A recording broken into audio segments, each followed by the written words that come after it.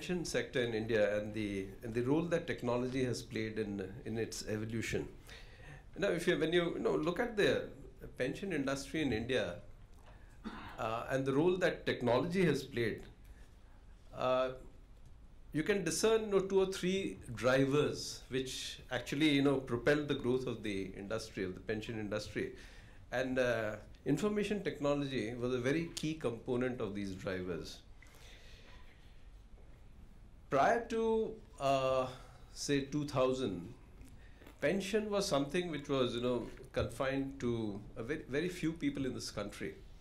You had the civil servants who enjoyed pensions. They had a pensionable job, all of them. Then you had the defense. They also enjoyed this pension. Then you had organized labor and industry, which who enjoyed pension benefits through the EPFO. So these were and there were a few other industries, like the coal miners had their own fund, and then the tea industry had its own statutory schemes and all. So barring this organized sector in this country, there was not much available by way of pensions to the unorganized sector, and this was becoming a major issue because the bulk of the workforce in the country is in the unorganized sector. In fact, almost 86% of the workforce is in the unorganized sector, and for this unorganized sector there was no proper pension scheme available. So the government woke up to this realization in the 90s, and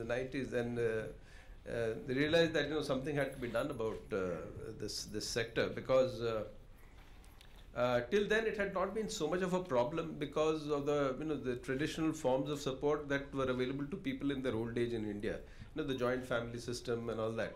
So these form the traditional support systems for old people when they retired, or when they gave up working.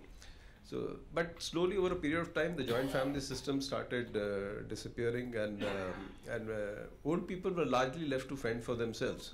So this problem started becoming acute in the 90s, 80s and 90s, and then the government then realized that something had to be done about people, so that they could take care of themselves in their old age.